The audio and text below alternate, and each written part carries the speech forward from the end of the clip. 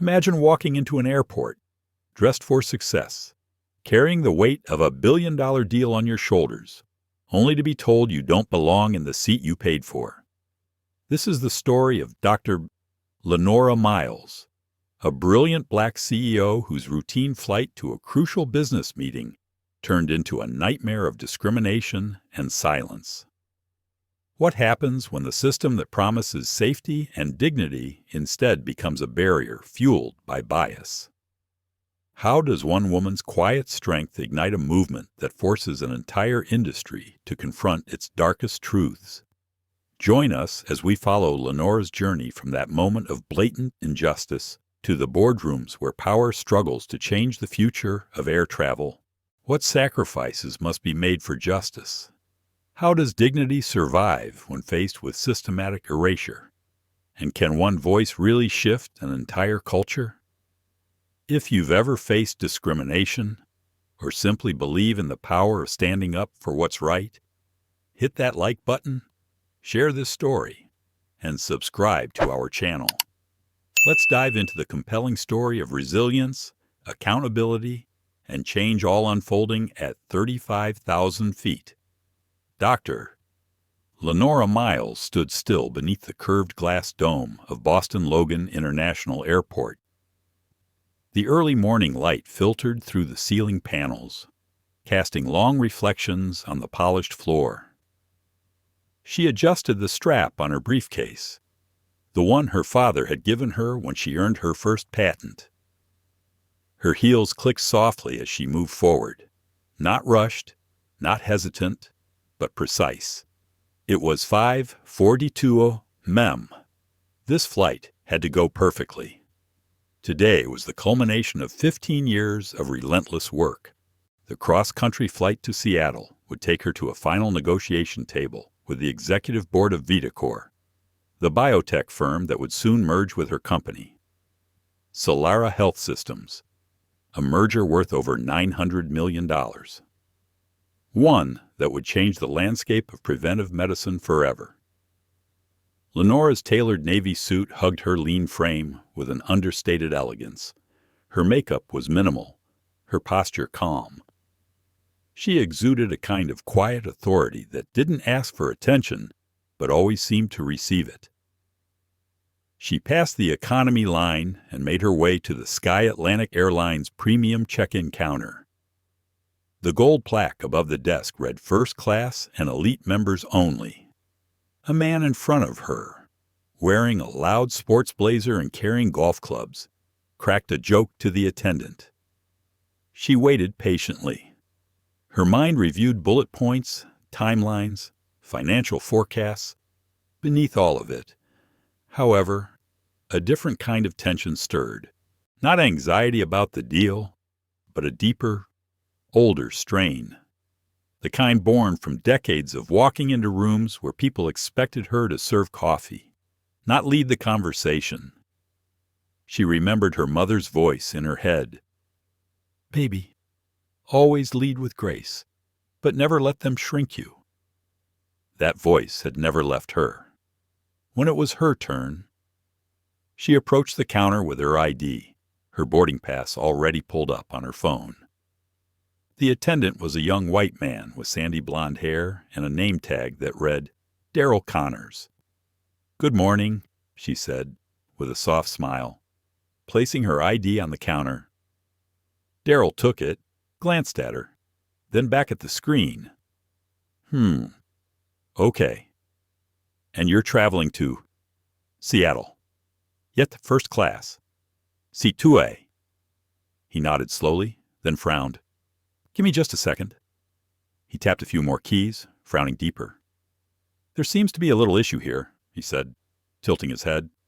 Can I see a second form of ID?" Lenora's lips parted slightly, but she said nothing. Instead, she reached into her bag and handed him her business credit card. Her name was embossed clearly across it. "Dr. Lenora A. Miles. Thanks. It's probably just a system thing. Happens sometimes." She didn't answer. Her eyes shifted briefly to the side.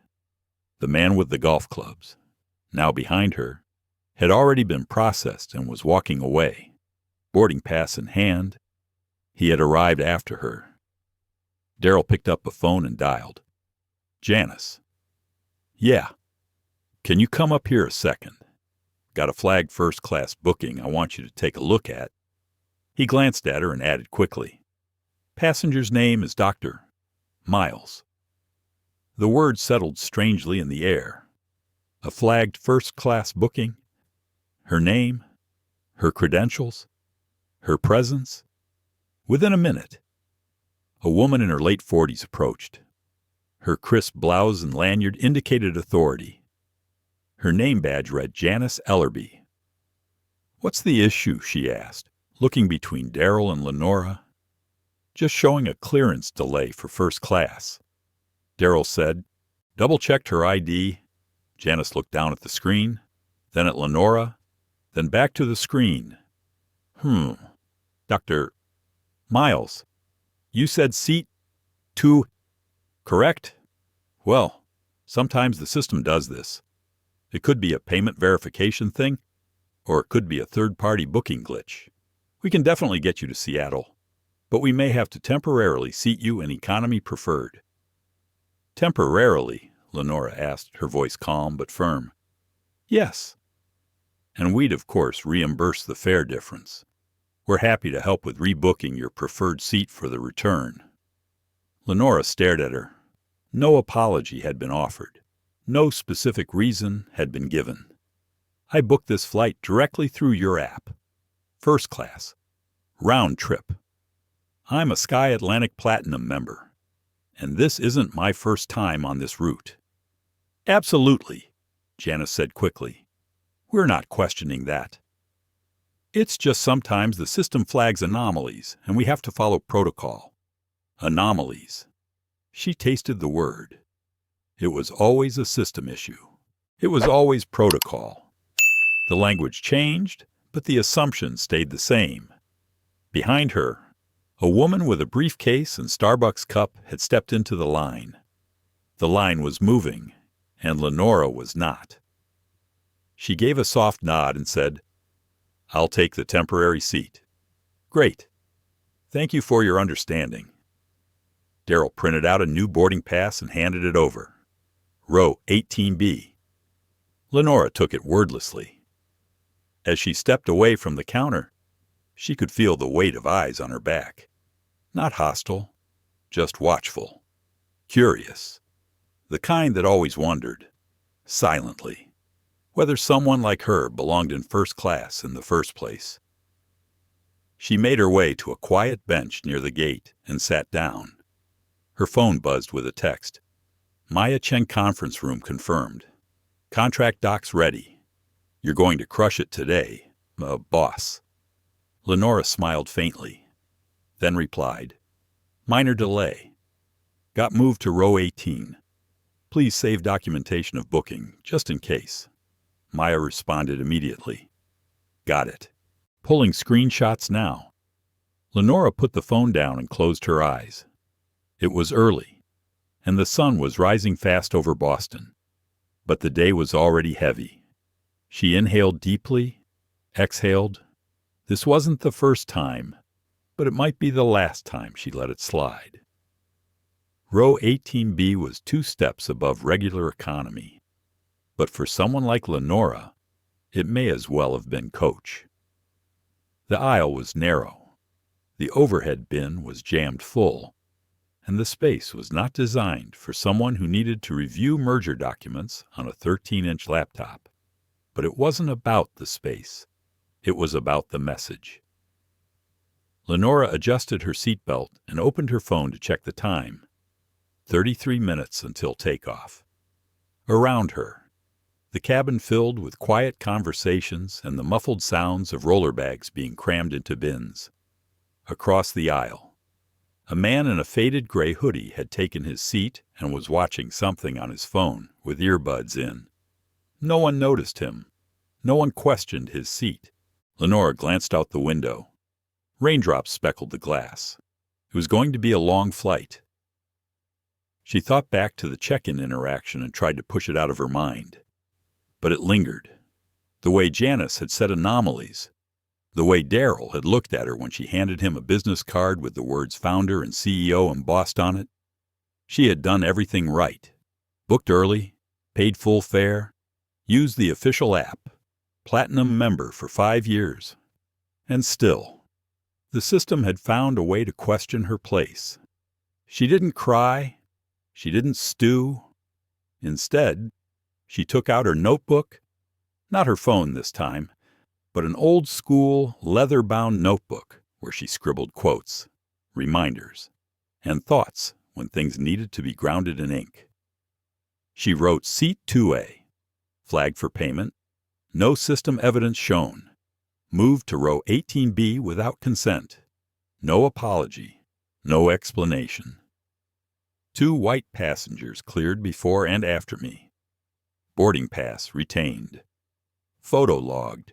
Underneath it, she added, remember patterns, not moments. She closed the notebook. A few rows ahead. A flight attendant named April moved briskly down the aisle. Blonde bob, sharp eyes. She moved with the speed of someone who had done this too many times and had long lost the patience for any deviation in rhythm. When she reached Lenora's row, she paused. Ma'am, you'll need to tuck that bag fully under the seat in front of you. Lenora looked down. Her briefcase was already halfway under the seat. It's flush, she said calmly. It needs to be completely under. That's FAA policy. Lenora didn't argue. She adjusted the case further, folding her legs slightly to make room. April moved on without acknowledgement. A moment later, the passenger in 18C, a college-age girl with bright eyes and an oversized hoodie, leaned over slightly. I saw what happened at check-in, she said in a soft voice. Lenora turned to look at her. The girl hesitated. That was messed up. Lenora gave her a faint smile. Thank you. I'm Caitlin, the girl added, and I follow your company, Solara Health. Right. Lenora blinked, surprised. Yes, she said. I read your interview in Health Futures, the one about preventative diagnostics. I want to go into public health. Lenora studied the girl for a moment. There was sincerity in her eyes, eagerness, the kind of light that hadn't been dimmed yet by boardrooms and backhanded compliments. That's wonderful, Lenora said warmly. We need more people in public health who care. April returned with the drink cart. As she reached Lenora's row, her demeanor changed subtly. More clipped, more mechanical. What can I get you? She asked. Sparkling water, please. April handed her a plastic cup half filled with room temperature still water. I asked for sparkling, Lenora said gently. We're out, April said flatly. Then turned to Caitlin. Would you like ginger ale? She asked her. Now smiling. Caitlin looked confused, but nodded. Lenora said nothing. April moved on. Caitlin turned back to her. A whisper. She didn't even check. I know, Lenora replied. She took a sip of the water and placed it down carefully on her tray table. 3 minutes later, as April came back up the aisle with the trash bag, she bumped Lenora's tray table with her hip. The cup tipped. The water splashed across Lenora's lap. April gasped dramatically. Oh, I'm so sorry. She didn't sound sorry. It's fine, Lenora said, dabbing at her skirt with the single napkin April handed her. April didn't offer more help. No replacement drink, no offer to help with the mess. She moved on. Caitlin reached into her bag and handed Lenora a handful of tissues. I don't think that was an accident, she whispered. Lenora said nothing, but her mind was already working. She picked up her phone and texted Maya again. Document the following. Water spilled during beverage service. No apology. No assistance. Witness confirms attitude inconsistent with other passengers. I'll update when landed. Seconds later, Maya replied, "Do you want me to contact PR or legal?" "Not yet. Just gather documentation." "Will do." "I'm sorry this is happening." "Not your fault, but it might matter who's watching." Lenora put her phone on silent and glanced across the aisle. 2 rows ahead, in seat 16C. An older black man had been watching quietly. He wore a gray sport coat, reading glasses, and had the composed presence of someone who didn't need to speak loudly to be taken seriously. He caught her eye and gave a slight nod. Nothing dramatic, just the kind of nod one gives when they recognize the pattern too. She nodded back, and something in that moment shifted. A shared recognition, a silent acknowledgement. This wasn't just about one spilled drink, one reassigned seat, one subtle slight. It was about being reminded, again, that no matter how many degrees you hold, how many awards you've won, or how many lives your work has changed, someone will always feel entitled to question your place. But this time, maybe they questioned the wrong person. Lenora turned her attention to her laptop, opened the merger folder, and began reading through the contract. Her posture was still upright, her expression calm, but her spirit had drawn a line. This was not over. Not yet. For the next 20 minutes, Lenora Miles tried to read. She tried to focus on merger projections, staffing alignment tables, and strategic integration clauses, but her eyes kept drifting to the same sentence. Line 7, paragraph 4. She read it 5 times and still couldn't retain what it said. Her left hand rested on the edge of the tray table, still slightly damp from the water spill. Her skirt had dried unevenly, dark patches fading slowly under the air conditioning vent above. Across the aisle, Victor Sloan had turned off his reading light. His eyes were closed, or at least seemed to be, but something about the way he tilted his head slightly every few minutes told her he was still listening, still paying attention. Caitlin had fallen asleep beside her, her hoodie drawn over her face like a blanket. The plane hummed on toward Seattle. Lenora closed her laptop and placed it gently on her lap. She folded her hands over it, then leaned her head back. This should have been routine. She had taken this route 8 times in the past year, sometimes for investor meetings, sometimes to speak at universities. One time, to meet with the governor's office about scaling Solara's mobile health units into underserved Pacific Northwest communities. Not once had there been an issue with her seating. Not once had her ID been flagged. Not once had someone poured water on her lap and dismissed it with that thin veneer of professional courtesy. So what was different today, Lenora didn't like to let her mind go there. Not because she didn't know the answer, but because she always hoped the answer would be wrong this time. Maybe the system had really glitched. Maybe April was just having a bad day. Maybe Janice had genuinely misunderstood the booking profile. But as much as she wished it were true, her instincts said otherwise. The patterns were too familiar, too rehearsed. This wasn't a new experience. It was a new variation of the same experience. She had given keynote speeches on racial bias in healthcare delivery. She had mentored Black medical students who had been mistaken for custodial staff during their rotations.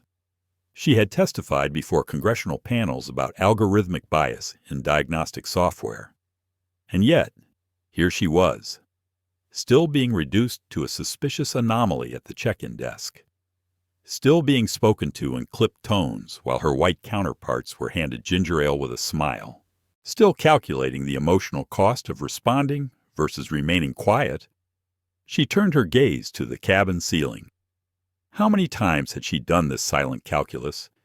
If I speak up now, I might be labeled difficult. If I demand an explanation, I become aggressive. If I document too much, I'm overreacting. If I say nothing, I become complicit. The choices always carried risk. None of them were neutral. Each response, each silence, shaped how the rest of the world would perceive her. And more importantly, how she would perceive herself. Was she still honoring her principles, or was she just tired? She thought of her mother, Lenora Miles, who had once refused to clean a client's home when she overheard the woman refer to her as the help who talks too much. That night, they ate canned soup for dinner. Rent was late. But Janice had looked her in the eye and said, "Never let money decide what you'll allow them to do to you." Lenora had never forgotten that, not when she was the only black woman in her biomedical engineering cohort at Johns Hopkins, not when she was passed over for promotion at the lab in spite of inventing a diagnostic prototype, not when she launched Solara in her garage and pitched to 68 venture capitalists before one finally said yes. Her dignity had never been optional. It had always been necessary. So why was she hesitating now? She reached into her briefcase and pulled out a photo. It was a small, worn snapshot, black and white. Her and her mother, sitting on the stoop of their apartment in Dorchester. Lenora was maybe 5. Her mother had one arm around her, the other holding a book titled Medical Racism in America. She hadn't understood that title as a child, but she had learned the reality of it before she reached high school. She slipped the photo back into the inner pocket. Then she reached for her phone. No more documenting for later. She would start now. She opened the Notes app and typed Sky Atlantic Flight 2347 BOS to C. Departed 6:45 seated 18B. First class booking rejected despite confirmation. Staff unable or unwilling to explain. Water spilled on lap. No assistance. Staff demeanor hostile. Pattern matches previous incidents described in public discrimination filings. She paused, then added, "This time, I won't just note it. I'll respond." She hit save. Just then, Victor opened his eyes. He looked at her. Calm, deliberate. "I used to fly this route for work," he said. Lenora raised an eyebrow. "Boston to Seattle." He continued. A lot of red eyes. "I worked legal compliance for a firm in San Francisco. Now I sit on a few boards. Mostly stay out of the spotlight." Lenora studied him more carefully. There was something composed in his tone, like a man who had spent decades being underestimated. "I've seen this pattern before," he added, almost word for word. The over-explaining, the passive-aggressive attitude, the refusal to apologize. Lenora tilted her head slightly. "Have you ever said something?" she asked. Victor gave a soft chuckle. "I have. And sometimes it helped. But the biggest changes I've seen," he tapped the armrest gently, "they came when someone like you said something at the right time, in the right way." Lenora considered his words. "I'm not sure this is the right time," she said. Victor met her eyes. "Sometimes the right time is when the wrong thing happens." She let that sit with her. He wasn't pushing. He wasn't patronizing. He was simply affirming what she already knew deep down. This wasn't about her ego. It wasn't about the seat. It was about what her silence might signal to Caitlin, to the crew, to the system itself. And more than anything, it was about what she was willing to accept. The captain's voice came over the speaker. They were beginning their descent into Seattle. Estimated arrival in 25 minutes. Lenora straightened her posture and placed her laptop back in her bag. As the seatbelt light blinked on, she turned to Victor. "What's your name, Victor Sloan?" She nodded. "Memorized it. I'm Lenora Miles." He smiled slightly. "I know." They sat in silence the rest of the descent. But something had shifted in the air. Not turbulence. Conviction. The plane began its descent into Seattle. banking gently to the right as it pierced the outer cloud layer. Sunlight streamed into the cabin in fractured angles, catching dust motes in the air. Below them, the glint of the Puget Sound shimmered like glass. Lenora adjusted her posture and brushed a wrinkle from her skirt. The spill had dried, leaving a faint ring on the fabric, but the discomfort lingered. Caitlin stirred beside her, blinking in the morning light. "Are we landing?" she mumbled, voice thick with sleep. "Almost," Lenora said softly. As the captain's voice filled the cabin with routine landing instructions, April made one final pass down the aisle. Her steps were brisk, her expression unchanged. She didn't make eye contact with Lenora, but when she reached row 18, she stopped. "Ma'am," April said, voice tight, "your tray table is still down." Lenora glanced at the tray, already lifted and latched into place. "It's secured," she replied gently. April hesitated. Her eyes narrowed for the briefest moment. Then she gave a curt nod and continued walking. Caitlin leaned toward Lenora and whispered, "She's doing that on purpose." Lenora didn't respond. She didn't need to. The evidence was stacking itself. The plane touched down with a light bounce. A few scattered claps came from passengers near the back. Victor Sloan glanced over at Lenora and gave her a small nod as he reached for his jacket. She returned it. The jet taxied slowly toward the terminal, but instead of approaching the regular arrival gate, they veered left, pulling toward a more isolated corner of the tarmac. Lenora looked out the window and frowned. They were stopping short of the main terminal. The area outside looked more like a service apron than a passenger gate. "This isn't the usual gate," Caitlin said, noticing it too. Lenora's phone buzzed. "Maya, hey. Flight tracker says you just landed." "Everything okay," Lenora replied quickly. "We've been diverted to a remote gate. Something's happening. We'll update soon." The cabin doors remained closed for longer than usual. No announcements, no explanations. Then April returned. This time, her expression was different, strained, stiff. She paused by Lenora's seat and said in a lower voice than usual, "Dr.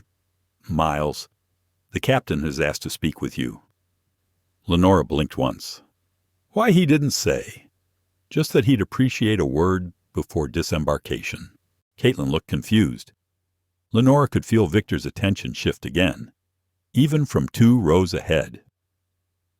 "I'll come up in a moment," Lenora said. April nodded quickly and left.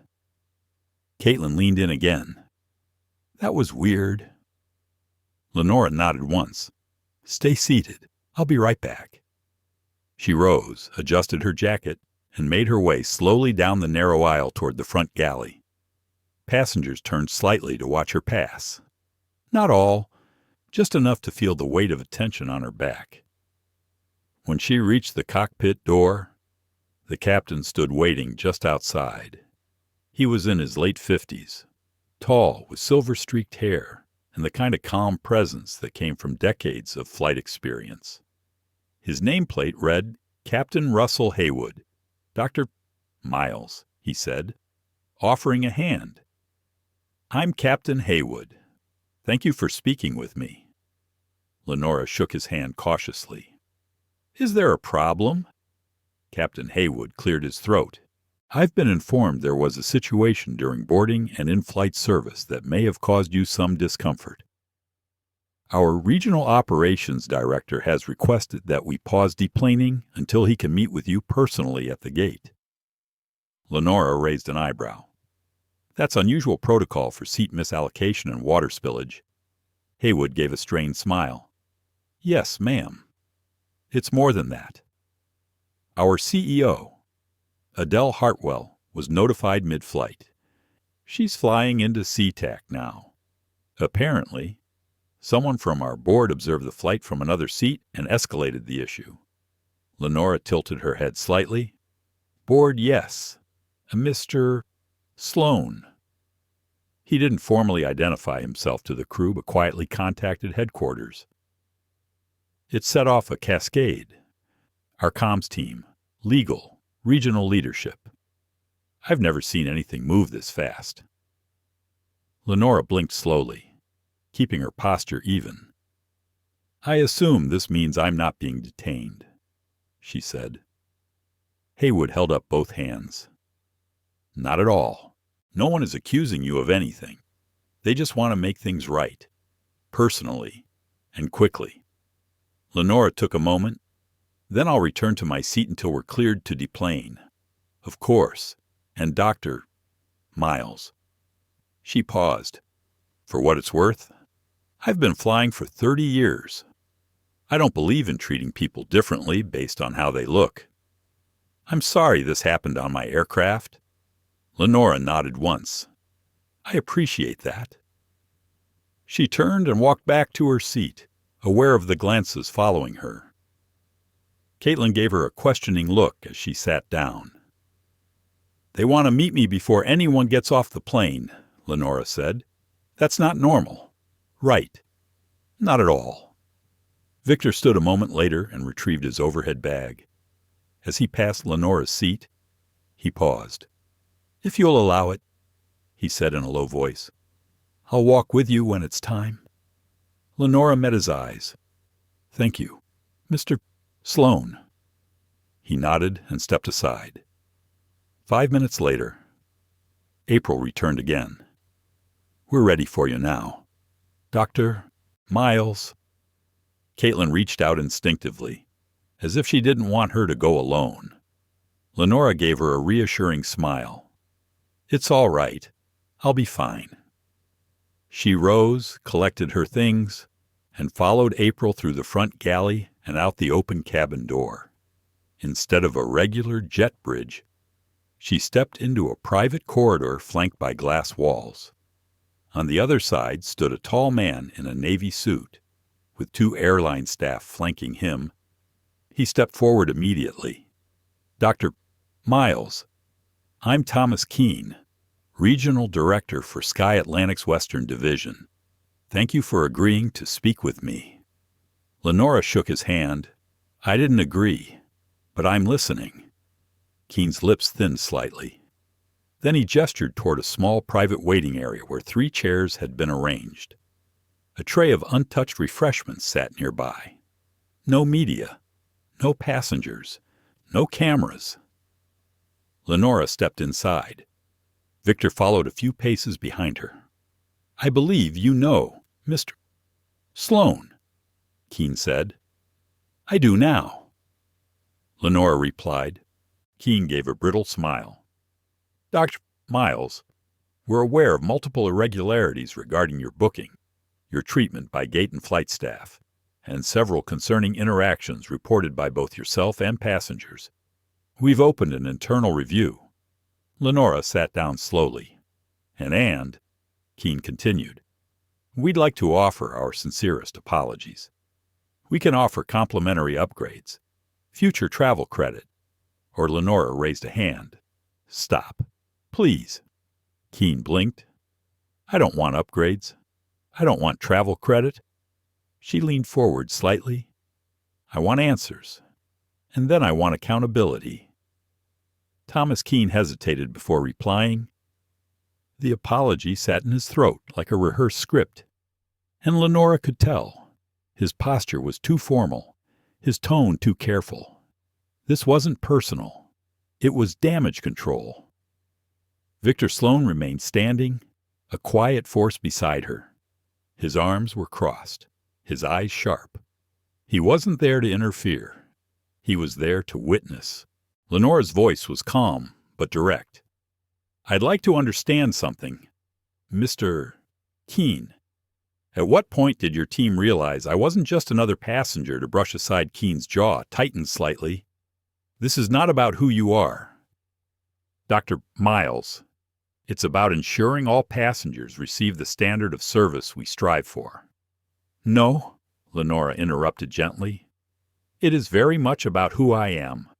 Not because I'm a CEO, but because I had to have a certain kind of title before anyone took my mistreatment seriously. Keene shifted in his seat. I assure you, the treatment you received is not representative of our values. It is, though, Lenora said, because it happened repeatedly at check-in, in the cabin, during service, and not a single employee intervened. Not until someone behind the scenes made a call. She folded her hands. And the only reason this is being addressed now is because someone in your boardroom happened to be on the same flight. Victor gave a slight nod. Keene exhaled. I can't undo what happened, Dr. Miles, but I want to assure you, it's being taken seriously. Our executive team is conducting a full review. I've been asked to offer any accommodations you deem appropriate. Lenora glanced toward the window, where the tail of the plane was still visible through the glass. The hum of the tarmac faded into the distance behind her. I don't want a voucher. I don't need a complimentary flight. What I want is structural change. Keene blinked. We're reviewing internal training procedures. I'm not talking about training, Lenora said. I'm talking about culture, about systems that allow this behavior to flourish under the radar, about accountability, about what happens after your staff say something unacceptable to the wrong person and your PR department starts to sweat. Her voice didn't rise. It didn't need to. The truth pressed in all on its own. Keene opened his mouth, then closed it. Lenora reached into her briefcase and pulled out a small folder. She opened it slowly and slid a single sheet across the table. These are my requests, not suggestions. Requests. Keene scanned the list. It was brief, just 4 items. 1. Implementation of a third-party anti-bias training program, reviewed and updated annually, with employee feedback made transparent. 2. Creation of a senior-level role dedicated to equity and passenger rights, reporting directly to the CEO. 3. Quarterly publication of passenger satisfaction metrics disaggregated by race, gender, and disability status. 4. Establishment of a formal passenger equity review board with community representation. This is extensive, Keene murmured, his brow furrowing. No, Victor said from behind him. It's the baseline, Lenora added. I have legal counsel already reviewing past discrimination complaints filed against Sky Atlantic. If I move forward with litigation, this becomes public record. If you're serious about improvement, you'll take the opportunity to lead instead of scramble. Keene looked down at the paper again. He wasn't used to being spoken to this way. Not by someone who had just exited a middle row of economy preferred. He cleared his throat. I'll bring this to the executive team. Our CEO, Adele Hartwell, is flying in. She should be here within the hour. I believe she'll want to speak with you directly. Lenora rose. Then I'll wait in a location of my choosing. Not in a glass room tucked behind a jet bridge. Of course, Keene said, rising with her. She turned to Victor. Would you walk with me? Of course. They exited together, outside. The sun had risen fully over Seattle. The air was cool but dry.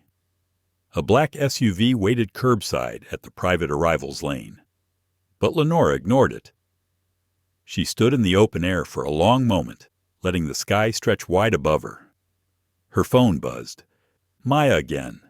Social media is picking up the story. Someone posted a video of your interaction with the flight attendant. It's gaining traction. Lenora responded. Who posted it? A woman named Elise Wong. Works in digital marketing. She was in row 17. Her caption is going viral. Watched a black woman get iced out of first class by a crew who didn't know she runs a health tech company worth hundreds of millions, and kept her dignity the whole time. Lenora took a breath. She hadn't known anyone was filming. She wasn't sure how she felt about it. Should I contact PR? Maya added. Not yet.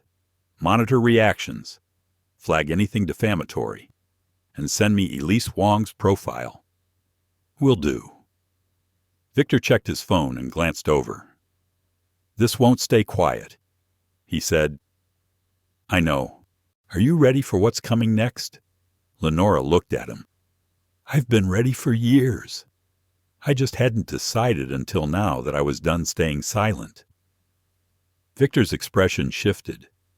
Respect etched deeper into his face. I've watched a lot of people face moments like this, he said. Most choose survival. A few choose change. The second group tends to lose sleep but gain something bigger. I'm tired of choosing between dignity and strategy, Lenora replied. Maybe I can finally have both. Victor smiled slightly. A moment later, a white woman in her mid-30s approached them carefully, phone in hand. Excuse me, she said hesitantly. Are you Dr. Miles? Lenora turned. Yes. I just wanted to say thank you. I saw everything. My daughter is biracial. She's only 8, but I worry about her future every day. Watching how you handled it, it gave me hope. Lenora nodded once. Her voice caught for a second. Then she steadied it. Thank you for saying that. I hope she never has to go through this. But if she does, I hope she never forgets her worth. The woman smiled, eyes damp, and backed away. Lenora turned to Victor. I think I'll take a seat, but not in that glass room. He gestured toward the shaded benches just beyond the security line. I'll stay nearby. They sat, and as passengers continued to pass by, eyes flickering with curiosity and recognition, Lenora pulled out her notebook again. She wrote, The moment dignity meets documentation is the moment systems begin to shift. Today, I stopped calculating what I could lose. I started focusing on what others might gain. She underlined it once, then waited. The airport buzzed in waves, families rushing past, announcements echoing overhead, the occasional clink of coffee mugs on cafe countertops. But around Lenora, there was a strange sort of calm. She sat quietly on a bench just past the security checkpoint, away from the noise yet close enough to feel the pulse of movement. Victor Sloan remained nearby, not hovering, but present. A steady presence in a world suddenly spinning faster than she'd planned. Lenora checked her phone. The video had surpassed 600,000 views in just under 2 hours. Maya's latest message blinked across the screen. CNN, Forbes, and The Atlantic have all requested statements. Comment sections are overwhelmingly supportive. Some people are tagging Solara's board, it's moving fast. Lenora responded with only 2 words. Let it. She set the phone down on her lap and folded her hands. For the first time in years, she didn't feel the need to control the moment. Not entirely. Something in her had shifted. The years of calculation, of walking the line between acceptable and unapologetic, had slowly exhausted her. And now, for once, she had no desire to shrink or soften what had happened. This was real, and people saw it. Victor stepped closer. I just got off the phone with one of the board members, he said. They're shaken, not just by what happened, but by the optics. It's not every day your airline publicly disrespects someone building the next generation of health equity platforms. Lenora raised an eyebrow.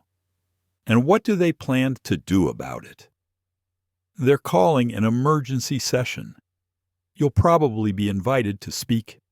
If you want to. She considered that. I don't want to be their cleanup story, their redemption arc. Victor's eyes softened. Then don't be.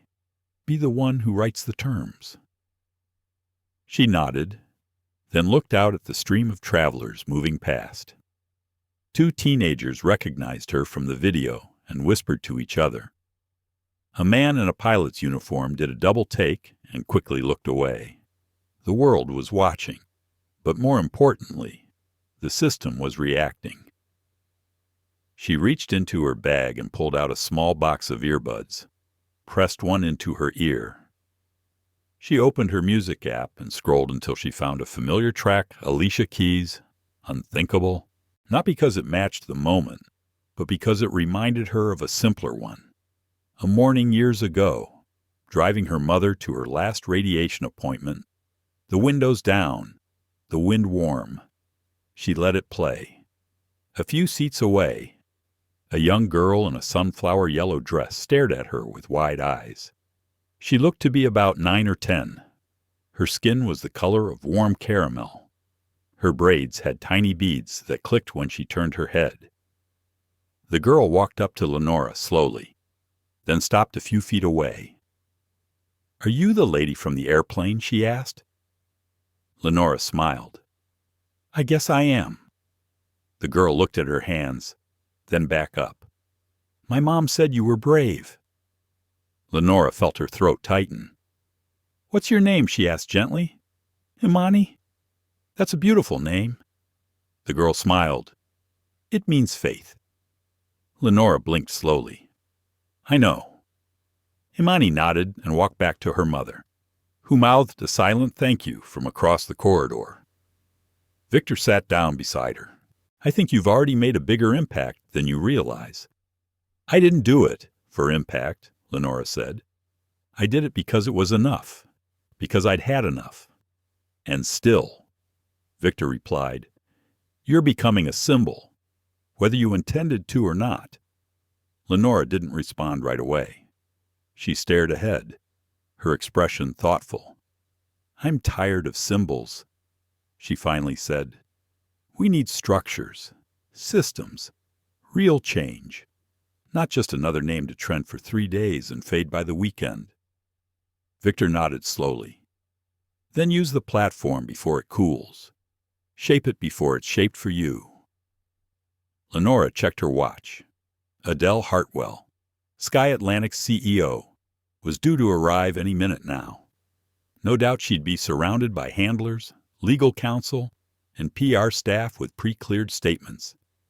They'd want to spin this, offer another polished apology, smile for the cameras, and promise improvement. But Lenora had other ideas. Her phone buzzed again. It was Maya. "She's here. Just landed. Press is gathering outside the secondary terminal. They must have caught wind." Lenora stood. "Let's walk," she said to Victor. They moved toward the private corridor where high-level guests were escorted. A staffer in a navy blazer with a Sky Atlantic pin intercepted them and led them to a quiet conference room with tinted glass. A few minutes later, the door opened. Adele Hartwell stepped in. She was tall, poised, and polished, every hair in place, every step measured. Her suit was ivory, her shoes understated, and yet her expression was hard to read. "Dr. Miles," she said, extending her hand. "Thank you for agreeing to meet." Lenora shook her hand but didn't sit. Adele gestured toward the chairs. "Shall we?" Victor remained standing near the wall. Lenora took the seat nearest the window, where sunlight warmed the edge of the table. "I've reviewed everything," Adele began. "The gate footage, the reports, passenger statements. What happened to you was unacceptable. I know. We've already placed the gate agent and the flight attendant on administrative leave. Internal audits are underway." Lenora tilted her head. "And what happens after the public forgets?" Adele paused. "I beg your pardon." "You know how this works," Lenora said. "A few headlines, a tweet storm, maybe a podcast mention. Then another story takes over. The pressure fades. The change never comes." Adele's composure faltered for just a second. "I understand your concern." Lenora opened her folder again and slid the same sheet across the table. These are my conditions for a public partnership. If you're serious about reform, put this in writing. Let's make this a model, not a moment. Adele scanned the page. Some of these are aggressive. No, Lenora replied. They're necessary. Silence settled between them. Then Adele said, If I agree to these terms, I'd like you to speak at our leadership summit next quarter to share your perspective with our senior management. Lenora considered it on one condition, which is that you don't call it a partnership. Call it a reckoning. Adele nodded slowly. I can do that. Lenora rose. Then she added one final thing and put Caitlin Everett on your young leaders outreach list. Row 18C, she wants to go into public health. She deserves to see what change looks like. Adele blinked. I'll make it happen.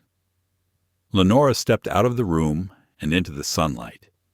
This time, when the camera snapped, she didn't turn away. It had been 6 hours since Lenora left the airport. She sat by the window of her hotel suite, legs folded underneath her, watching the skyline slowly darken. The glow of Seattle's Ferris wheel blinked faintly through distant fog. Her shoes lay on the floor beside her, her blazer draped neatly over a nearby chair. The silence of the room gave her space to think, to feel. Her phone buzzed again. Maya, you've been invited to appear on MSNBC tomorrow morning. Also, Washington Post just requested a quote. Do you want me to prepare a media brief, Lenora? Not yet. Let's wait until after the board meeting. Maya understood. Also, CNN's primetime anchor just called you the calm fire America needed. Lenora exhaled and set the phone down. She hadn't intended to become a symbol, but as Victor warned, the story was growing legs faster than she could control. Solara's communications team had been careful not to overstep, but behind the scenes, investors were calling, activist groups were organizing, former passengers were sharing their stories in comment threads and videos. Hashtags with her name had overtaken trending charts. She walked over to the table and opened her laptop. A notification popped up from a folder she hadn't touched in weeks. Equity drafts.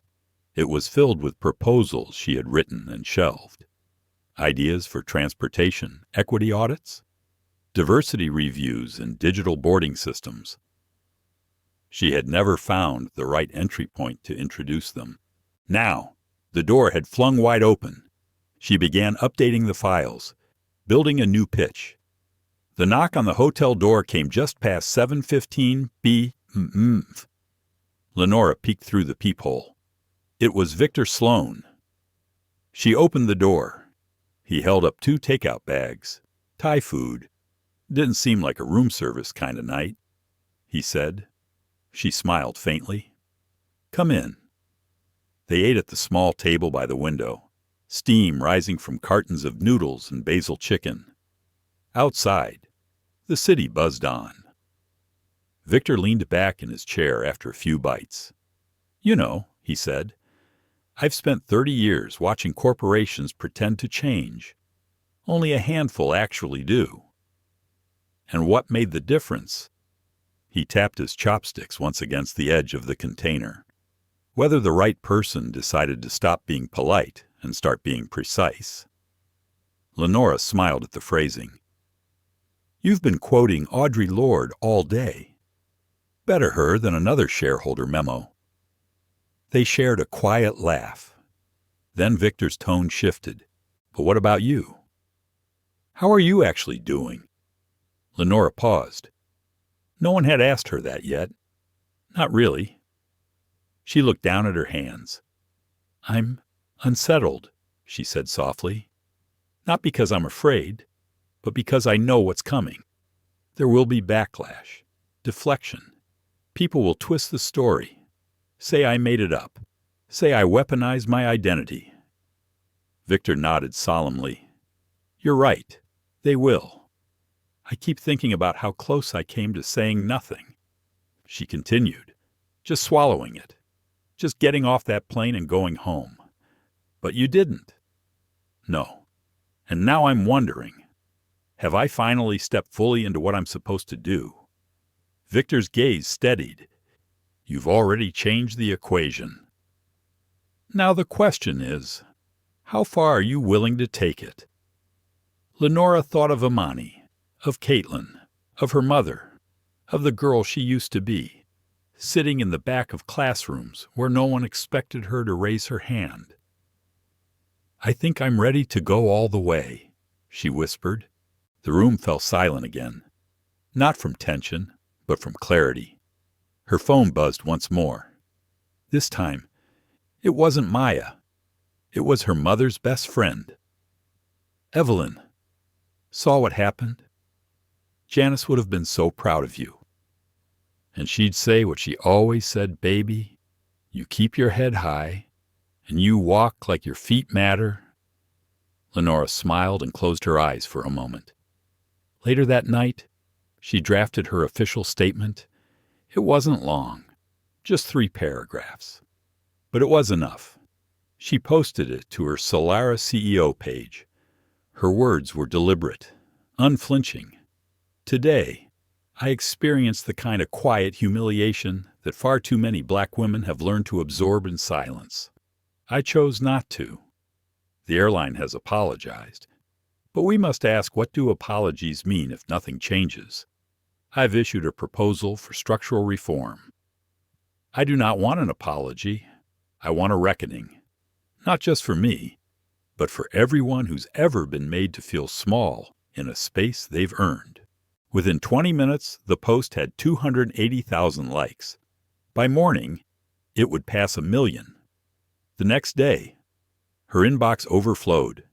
Messages from young girls who'd watched the clip with their mothers, emails from retired flight attendants who admitted they'd seen similar situations and said nothing until now. One message came from Caitlin Everett's school principal. Thank you for inspiring one of our brightest students.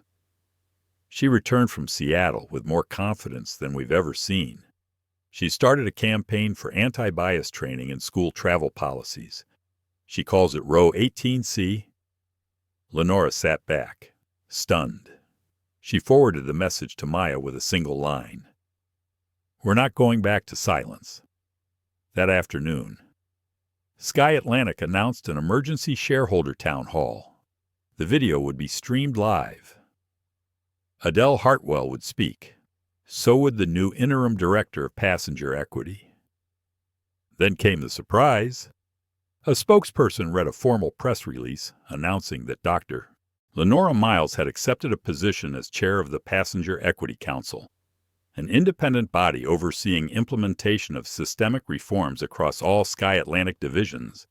It was a volunteer position. Lenora had declined compensation, but the influence it would grant her was immeasurable. At the press event, a reporter asked her if she forgave the flight attendant who spilled water on her. Lenora paused, her eyes calm. Forgiveness is never owed, but accountability is. And if we're truly building a better future, then accountability is where we begin.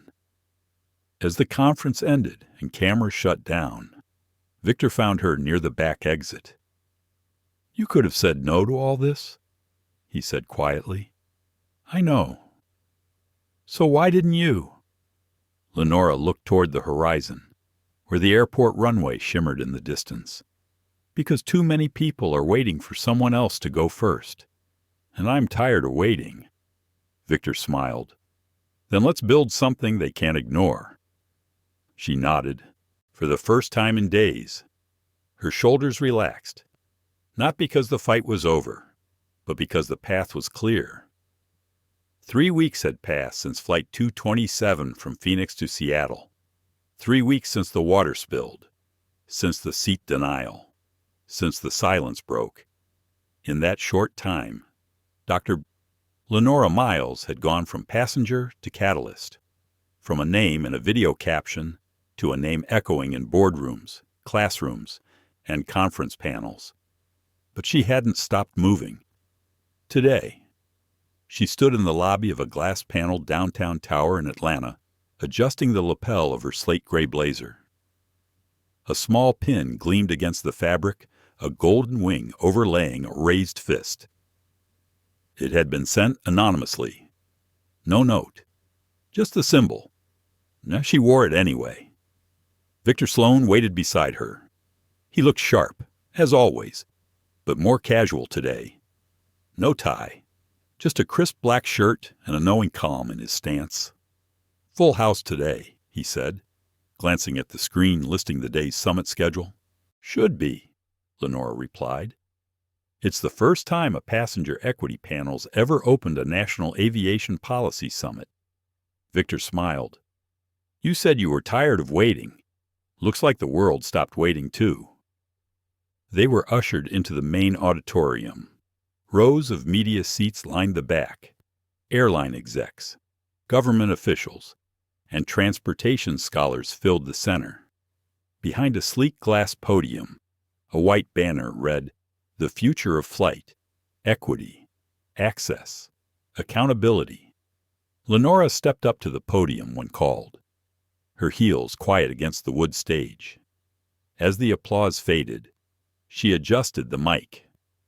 "I want to begin by saying this. I did not ask to be here because of what happened to me on a flight.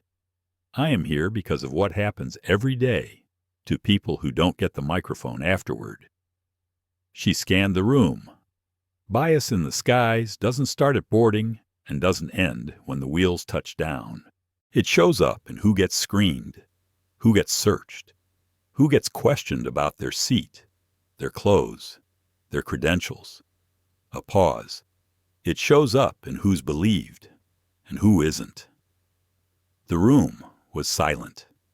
In the weeks since that flight, I've heard from more than 4,200 people.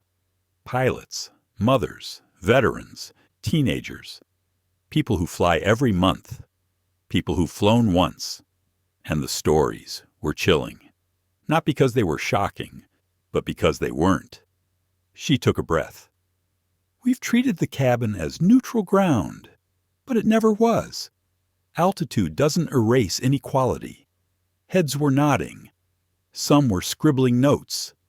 Others just listened, motionless. So what do? We stop pretending this is a human behavior problem and start treating it like a systems failure. We don't need better smiles. We need better safeguards."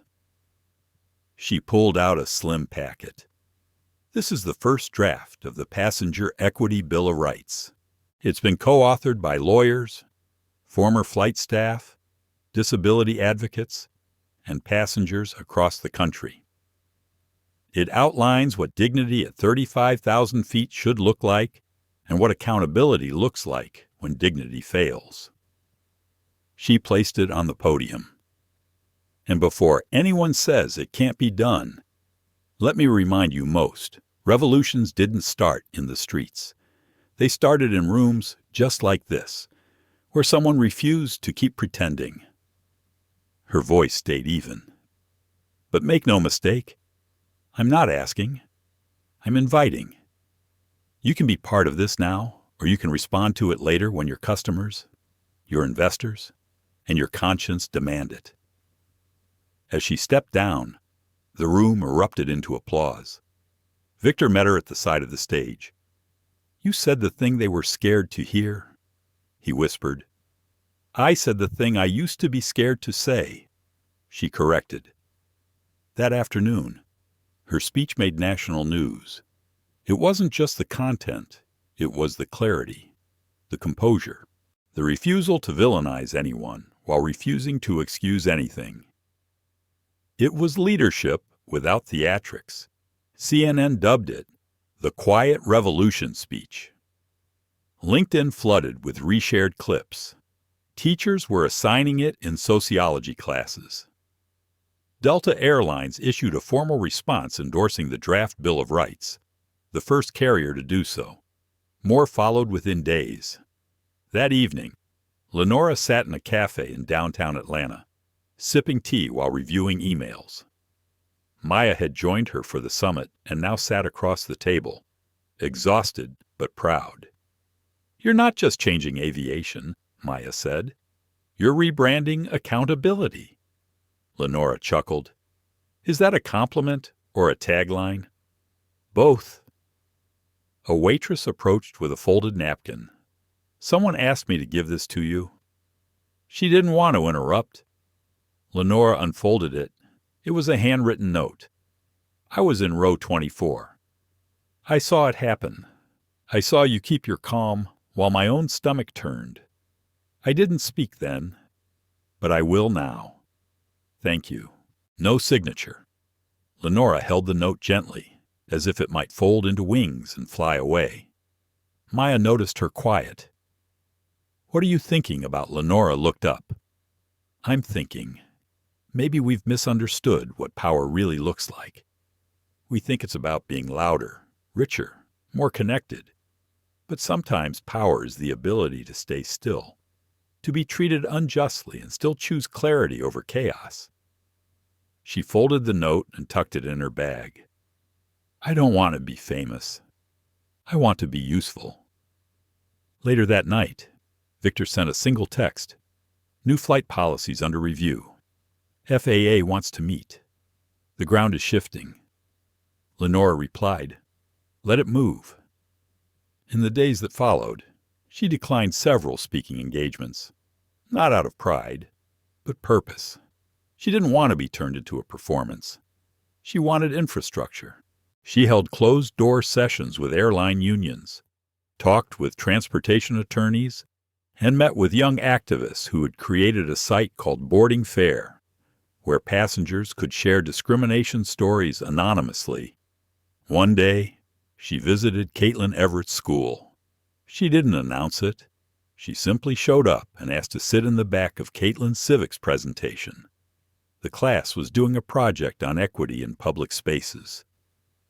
Caitlin stood confidently in front of her peers, holding a poster titled, "My Seat Was Never a Favor." Lenora didn't cry. She just sat still and smiled. And when Caitlin spotted her after the presentation, she ran into her arms. "You really came." "I told you," Lenora whispered. "We all deserve to be seen." The school principal gave her a tour afterward. As they walked past the main hallway, Lenora noticed a bulletin board titled "Voices of Change." Her photo was among them, pinned beside Rosa Parks and Malala Yousafzai. She blinked and took a breath. "I don't belong up there," she murmured. The principal smiled gently. "You don't get to decide that anymore." Lenora looked at the faces of the students passing by. Some waved, some stared with quiet admiration. She walked out of the building and stood on the front steps. The sun was warm. For the first time in a long time, she felt still inside. Not because the world had healed, but because she was finally helping shape the tools that would mend it. The house was quiet. Lenora stood in her kitchen, barefoot, staring out at the garden behind her Los Angeles home. The jasmine vines had started blooming again. She reached for the kettle, poured hot water over loose tea leaves, and watched the steam rise, curling like questions she didn't yet have answers to. The last month had felt like a lifetime. She was no longer just Dr. Lenora Miles, biotech CEO and equity strategist. She had become something else, a name used in arguments, a face on panel flyers, a symbol woven into classroom slides and op-eds. And sometimes she felt absent from it all, as if the person everyone was applauding was someone slightly taller, slightly stronger than she was when she woke up in the morning. Her phone buzzed again. "Maya, today's interview with NPR is at 4 p.m. Your notes are in the shared doc. I also flagged a few of the harsher DMs we're monitoring. All under control." Lenora sighed. She appreciated Maya's consistency more than she could say. But there were things Maya couldn't filter. things Lenora didn't want to burden her with. She walked into her living room, placed the tea on the table, and sat slowly. There was a letter in her hand, one she'd received the day before. It came in a simple white envelope, handwritten, no return address. She hadn't opened it until this morning. Inside, there were 3 words on a folded piece of lined paper. You were lucky. She stared at it now, her jaw tight. She'd received worse. Emails calling her entitled, comments saying she played the race card, even voicemails from blocked numbers whispering threats. But this one bothered her in a different way. Not because it was hateful, because it was reductive. It erased the years of work, the pain, the hesitation, the courage. It framed survival as fortune, as if walking through humiliation with your dignity intact was something luck could grant you. She crumpled the note and tossed it aside. The real cost, she knew, wasn't public outrage or reputation management. It was the quiet erosion, the toll of having to explain, again and again, what should be obvious, that respect isn't conditional, that dignity isn't a perk of income, that no one should need a title to be treated as human. She picked up her journal and began writing. I did not survive that flight because I am lucky. I survived because my mother raised me to recognize microaggressions before I had a vocabulary for them. I survived because I've spent my entire adult life softening my voice in rooms where I made others uncomfortable simply by existing. I survived because I knew silence would feel heavier than backlash. She paused, her pen hovering. And yet, sometimes, I still want to disappear. She closed the book. She didn't mean disappear in the literal sense. She meant vanish from the spotlight. Go back to her research, her staff meetings, her quiet evenings reading poetry. But that wasn't possible now. Not when so many others had taken courage from her voice. Not when real policy was changing. Not when little girls like Amani were watching. The doorbell rang. She startled, then composed herself. At the door stood a young man in his 20s. He wore a Navy uniform and held a package. Delivery for Dr. Miles. She signed, thanked him, and brought the box inside. Inside, wrapped in brown paper and tissue, was a framed photograph, a black and white still from a recent protest at O'Hare Airport. A group of flight attendants holding signs. One sign read, "Seats don't define respect." Another, "We stand with Lenora." There was a note attached. "We're the change you made us believe in." Union Local 340. She set the frame on her desk. Her throat tightened. Later that day, she sat in the studio for her NPR interview. The host was gentle but insightful. They asked about the flight, of course, but also about her childhood, her mother's influence, and how her views on leadership had evolved. The last question lingered with her. "What do you think you've lost in becoming a symbol?" Lenora took a long breath. "I've lost the illusion that staying silent protects you," she said. "I used to think professionalism meant swallowing pain with a smile, that it was noble to keep moving, even when disrespected. But now I see that's not professionalism. That's resignation. A pause. I've lost comfort, but I've gained clarity, and I'll take clarity any day." That evening, Maya joined her for dinner at the house.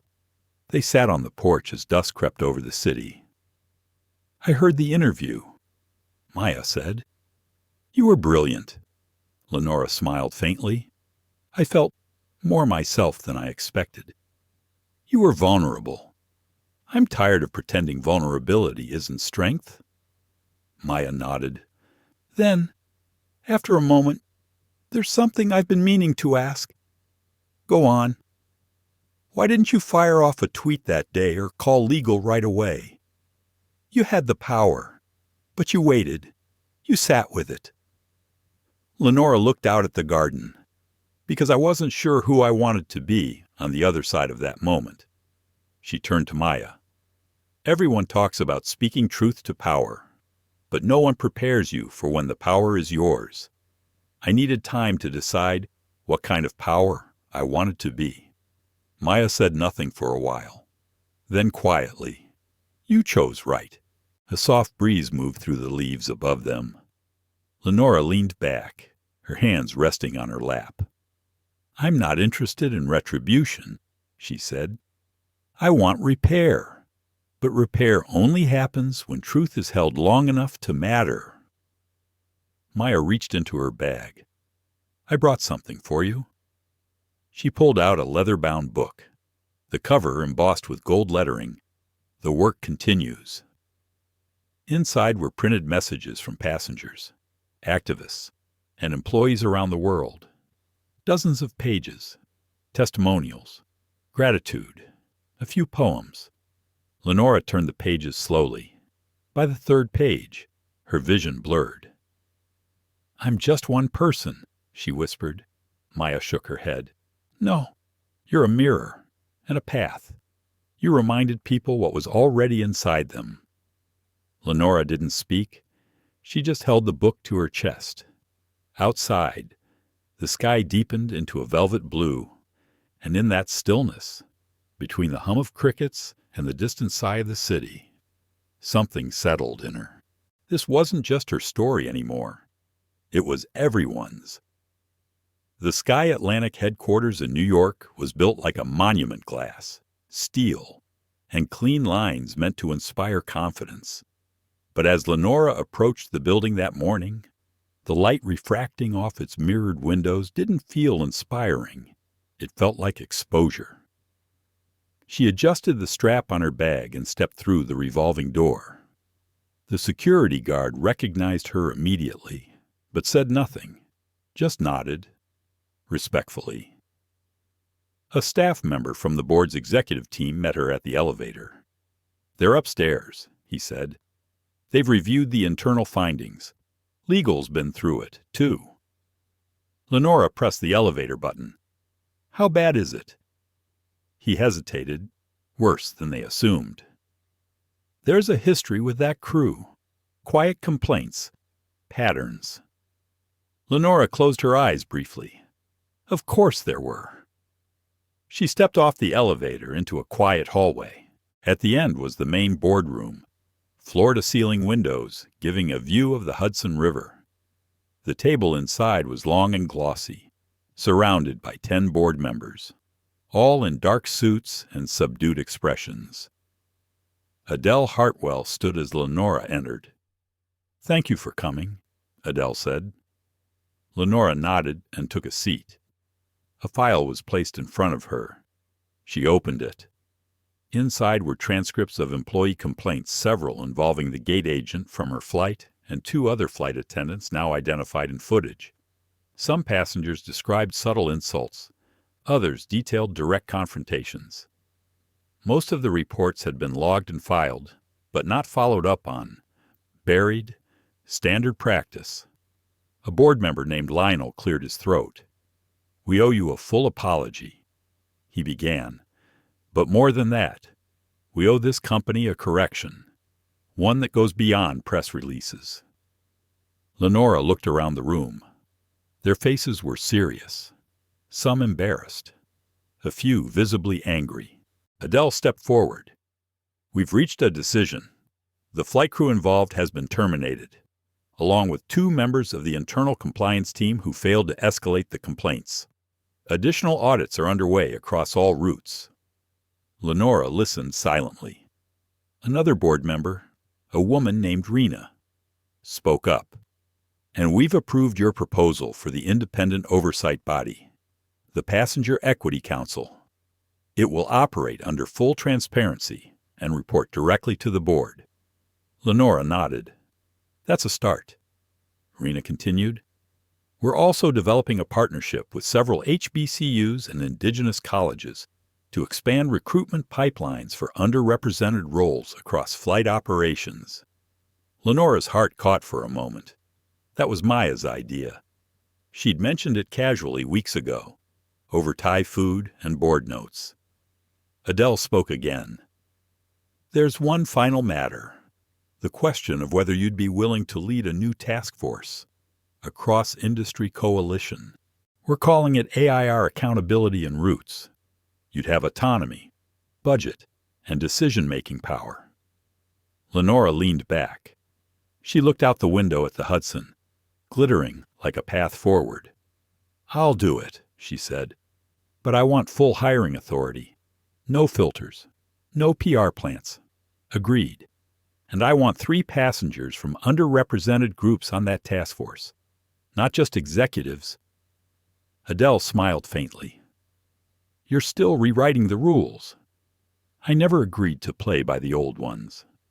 The meeting ended with handshakes, but no champagne. Lenora liked it better that way. Quiet, measured, serious. As she exited the building, Victor was waiting by the car. How'd it go? They made it right, in the way that matters. He held the door for her. They also approved AR. Victor raised an eyebrow. They actually said yes. They did. And I said yes back. As the car pulled away from the curb, Lenora looked out at the city rushing past. Horns, pedestrians, delivery trucks.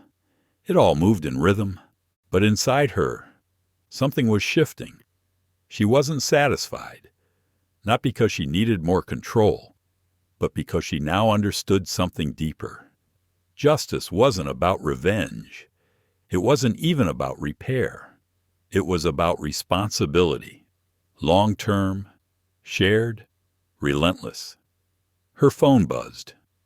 A new message from Maya. An anonymous whistleblower just sent this. It's a voice memo from the gate crew the day of your flight. Lenora listened. It was scratchy, but clear. A female voice, likely the gate agent, could be heard whispering into her headset. She's probably going to try to flex. These types love pulling rank. Just give her a middle seat and tell her we're full. Lenora paused the audio. Her stomach knotted, not from surprise, but from recognition. She'd known it. She'd felt it, even before the water, even before the seat denial, that instant calculation, that snap judgment, the dismissal of her humanity dressed in corporate professionalism. She leaned forward and pressed play again. Another voice chimed in.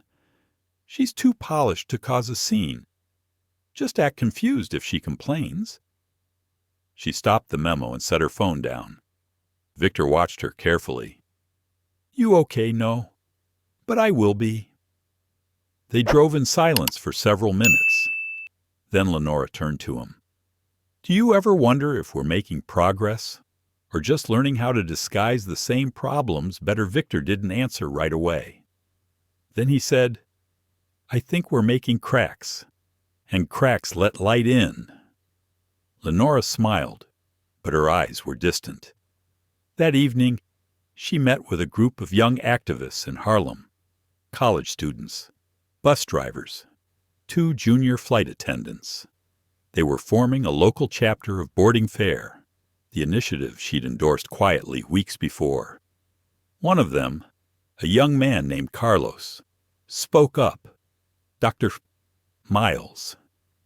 What should we do when they don't listen? Lenora replied without flinching. Keep speaking. Not louder. Just clearer.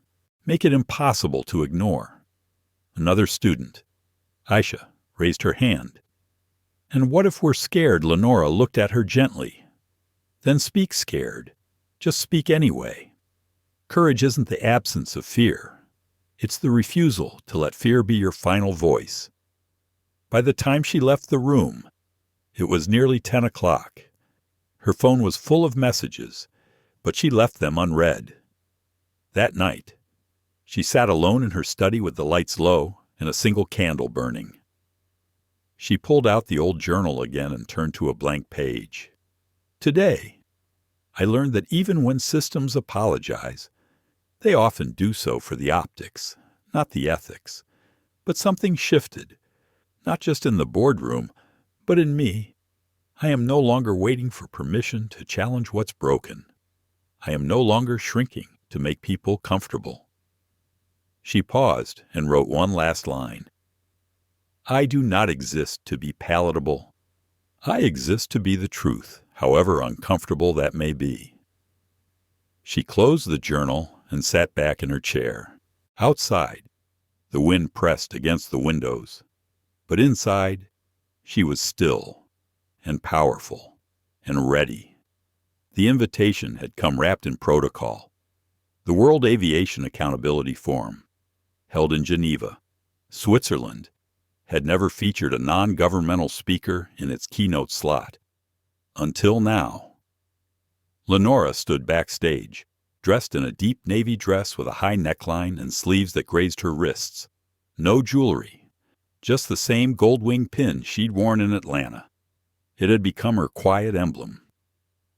Victor adjusted her microphone one last time. You know you don't have to do this, he said, checking her posture. I do. It's not your job to fix the world. No, she replied, but it is my job to not let it stay broken when I know how to help. The moderator's voice echoed through the auditorium. And now, joining us from Los Angeles, a leader whose voice reshaped an industry, please welcome Dr. Lenora Miles. Applause rose as Lenora walked slowly to center stage. The room was full of executives from every major airline, ministers of transportation, legal scholars, union heads, reporters, even a few of her former critics. She paused before the podium, eyes scanning the crowd. Then she began. 2 months ago, I boarded a flight as a paying passenger. I was asked to surrender my first-class seat without reason. I was spoken to as if I did not belong. I was silenced not by volume, but by indifference. She let the weight settle. I chose not to accept that silence. And when I spoke, something unexpected happened. The world listened. She stepped slightly away from the mic. But the real story isn't mine. It's the story of what's been normalized, of every person who has been quietly humiliated at 30,000 feet and taught to call it protocol. It's the story of trust eroded one microaggression at a time. She placed her notes down. Today, I'm not here to relive what happened. I'm here to propose what comes next. She outlined the AIR initiative in detail, showed projections, risk maps, tools being piloted in 3 countries. Her voice never rose, but her presence filled the room. And when she finished, there was no clapping at first, just stillness, thought, a beat of recognition, then standing applause. After the speech, a woman approached her backstage. Brown skin, tight curls, sharp eyes. She introduced herself as Amara Lee, head of security for the Geneva terminal. I wanted to say thank you, Amara said, because I've watched this from both sides for years, and today was the first time someone described the wound with its real name. What name is that? Lenora asked softly. Institutional contempt. Lenora exhaled. You just gave me a title for my next essay. They both smiled, and for a moment, it felt like sisterhood. Not just admiration, but recognition. Later that night, back at the hotel, Lenora sat in a robe, the room dim, the city beyond the window glowing like a sea of fireflies. Her phone vibrated with alerts. One caught her eye. A new op-ed, published in the Atlantic. Title, The Altitude of Grace. What Lenora Miles taught the sky. She clicked it open. It wasn't praise-heavy. In fact, it began with critique. Too often, we wait for a figurehead to emerge before we care. We shouldn't need a Harvard-educated, impeccably composed black woman to convince us that something is wrong. But we did, and we do. And Lenora Miles knew that and chose to stand anyway. Lenora read the entire piece twice. She didn't know the writer, but it felt like they had been watching her silently, seeing the toll this journey had taken. She stood, walked to the mirror, and looked at herself. Her eyes had dark circles now, not from lack of sleep, but from relentless alertness. The world didn't stop pressing in. Just because you found your voice. She missed home, missed her garden, missed Maya's teasing, missed the hum of her regular work, missed being invisible sometimes. The cost of being seen wasn't just exposure, it was responsibility. She picked up her phone and called Maya, despite the time difference. "You're awake," Maya answered, groggy but present. "Just got in from the forum. I saw the live stream. You were brilliant." There was silence on the line for a moment. Then Maya added, "But I'm worried about you." Lenora sat on the edge of the bed. "I'm tired. I know. You've carried more than any one person should. I wonder if I'm becoming more symbol than self, more movement than woman." Maya's voice softened. "You're still you, but you're not the same version that boarded that flight. And that's okay. I miss simpler things, like walking through an airport without stairs, ordering coffee without someone whispering they recognize me, not having to be the story all the time. You don't have to be." "Not always. You're allowed to rest." Lenora closed her eyes. "Remind me when I forget." "Always." The next morning, she woke to messages from Amani's mother.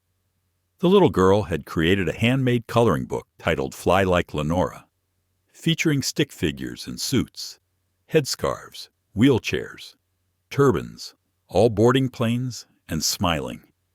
Lenora wept, not because it was cute, but because it proved something she'd started to forget. Stories change policy, but symbols change hearts. That same day, Adele Hartwell sent her a formal proposal inviting Lenora to become the permanent executive chair of Sky Atlantic's newly formed Global Passenger Equity Division.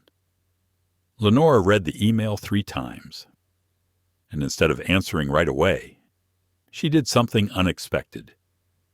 She packed a small bag, left the hotel quietly, and took a train to the mountains outside Geneva.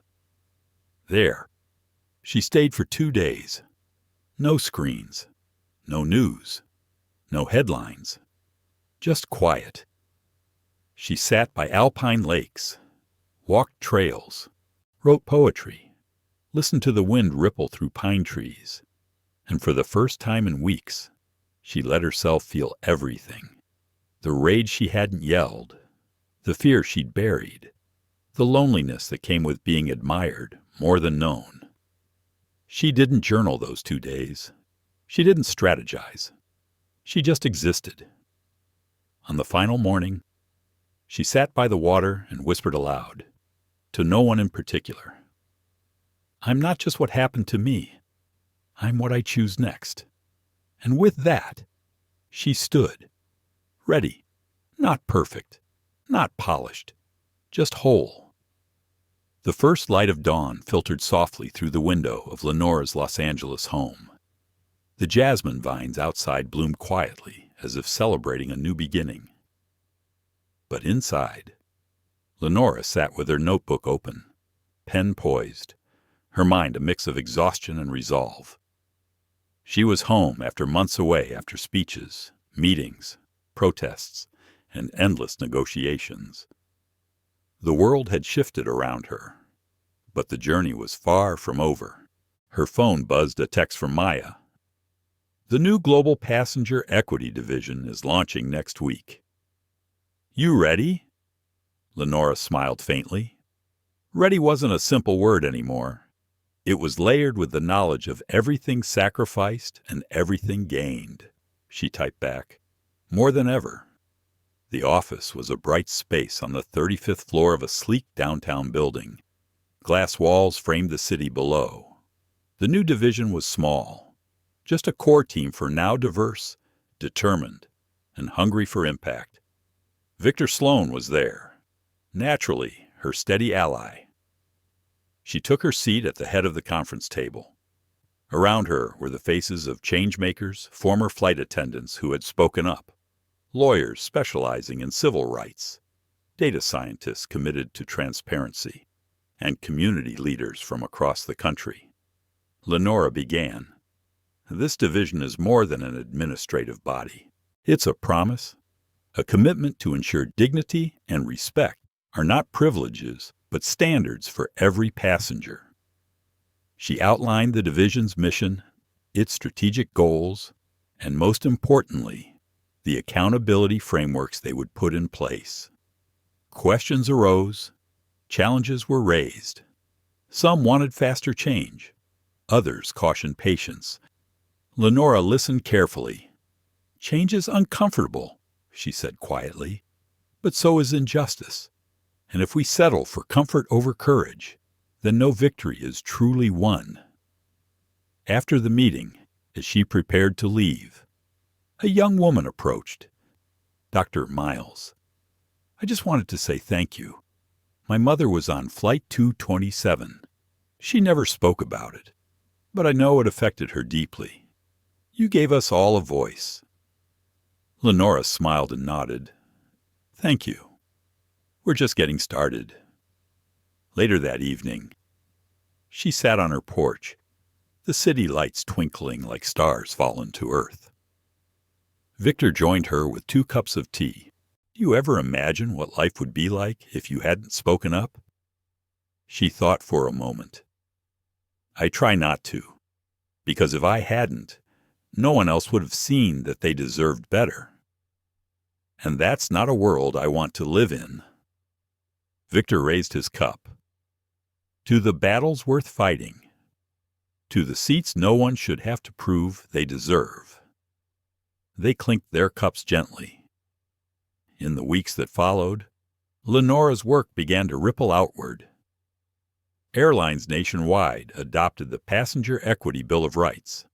Governments introduced legislation modeled after AIR's framework. Passenger stories shifted from silent endurance to vocal empowerment. But Lenora knew the true victory wasn't the headlines or the policies. It was the little moments. A young black woman boarding first class without a second glance. A family of immigrants welcomed without suspicion. A person with disabilities assisted with grace and efficiency. She remembered Amani's coloring book, Caitlin's campaign, the faces of the activists she'd met. The fight was bigger than one flight, bigger than one woman. It was about building a sky where everyone belonged. And as she looked up at the wide, open sky above Los Angeles, Lenora felt a quiet hope settle deep within. Change was no longer just possible. It was inevitable. Lenora Miles' story reminds us that discrimination is not just an individual act, but a system that affects millions quietly every day. Her courage to speak up, not just for herself, but for all who've been silenced, teaches us the power of dignified resistance. We must honor that courage by refusing to accept inequality disguised as policy or procedure. Every passenger deserves respect. Every person deserves to be seen beyond their appearance. If this story touched you, please like, share, and subscribe to our channel. Your support helps amplify voices demanding justice and respect. Stay tuned for more powerful stories that expose injustice and inspire change. Together, we can help create a world where dignity is the right of all, not the privilege of a few. Thank you for watching. And remember, your voice matters.